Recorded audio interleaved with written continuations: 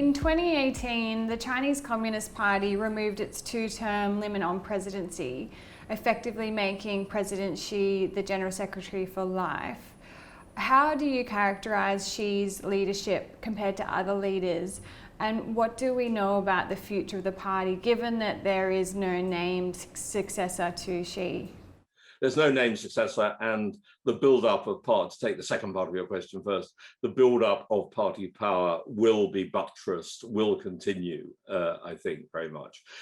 You speak, Hannah, in your question of President Xi, but of course the most important job that he has is that of General Secretary, i.e. head of the Chinese Communist Party, rather than state president, which probably ranks third in his job, certainly below that of General Secretary of the Communist Party, but also below that of Chairman of the Central Military Commission. But I think Xi, who is relatively young, certainly by Chinese standards at the age of 67, will continue in power beyond the next 5-yearly party congress, which will be held in the autumn of next year. And the centralization of power on the party and on its leader will continue. And that brings with it the assertion by Beijing of the superiority of the Chinese model, which will be in competition with Western capitalist democracy, as I say, for a long time to come. There's been a lot of criticism recently from the West around how government officials conduct diplomacy or go about relationship building internationally. And in response, recently President Xi has ramped up his efforts in international propaganda, stating that he wants to portray China as a reliable, lovely, respectable China. Is this a shift in strategy away from the wolf warrior diplomacy that we've seen in the past couple of years? It is, to the extent that Xi, in a recent speech, talked about we want to make more of those things about China which are to be loved. That's to say, soft diplomacy. But this, I think, it's a change of tone, if you like, but it doesn't actually go very far. And as part of the build-up of China's position globally, which I mentioned earlier on, we're still going to get wolf warrior diplomacy, where China sees its core interests, its red lines being crossed. Jonathan, there's a saying among China watchers that you can take one view of China in the morning and take a completely different view in the afternoon. What do you currently think about China at this moment? Well, that was a remark made by late sinologist Rick Baum some years ago, referring particularly, I think, to Chinese history and Chinese modern history. China presents a two-sided, if you like, aspect at the moment, and that's why there is so much conversation and talk and discussion about China. On the one hand, the economic achievement since Deng Xiaoping launched economic reform at the end of the 1970s has been amazing, and has been probably the main game changer in global affairs over recent decades, and certainly since the end of the Cold War between the West and the Soviet Union.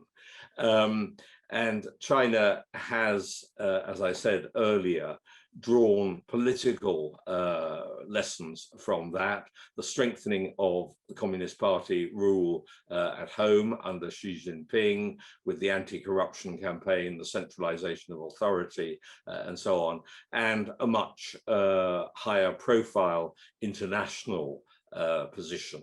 Deng Xiaoping's advice that China should hide its brilliance and bide its time has clearly passed, that the time is no longer to be bided, as it were. So we have China as a strong player on the world scene, and that is now clearly recognized by the United States, and the rivalry and challenge which that presents. The era of constructive partnership, engagement with China is, I think, largely over, although it will continue at corporate and business levels, so long as China needs foreign inputs. And China is trying to launch with something called the dual circulation policies, trying to strengthen the domestic economy and reduce dependencies on foreign supply chains and foreign inputs, particularly those controlled by the United States. So there are all those strengths from China's point of view, but from another point of view, China still remains quite dependent in many ways, dependent for natural resources, which go into its economic machine, oil, metals, iron ore, and so on, and still quite dependent on the boost it gets from external markets, as we've seen with the recovery from the pandemic COVID downturn. China faces, as I said earlier, increasing suspicion politically, and if you like, ideologically, with Xinjiang, Hong Kong, Tibet, which has been there for a long time, causing concern, policies in Xinjiang, Hong Kong, Tibet, causing increasing concern in the world. The world still wants to do business with China, to get on with China quite largely, but China's rise and China's increasing assertiveness are obviously causing increasing questions to be asked. So we have the two-sided elements to China once again, and that is going to be one of the major global stories for the next 5 to 10 years, as I think the Communist Party increasingly wishes to assert itself, its own position, and the benefits of its own model, if not just for the world, but above all to strengthen its domestic position. Absolutely. I'm sure that the party will be lauding those successes and strengths that you've mentioned there as part of its celebrations to project that power both at home and abroad. But also it's been so fascinating to hear about the complex challenges that the party's facing internally, as well as broader challenges with China's changing economy and demographics as well. So it's been very fascinating to speak with you, Jonathan, and we're looking ahead to see how the party will evolve. And it's been really useful to understand a bit of its history and how it's got to where it is today. So thank you so much for joining us. Thank you, a pleasure.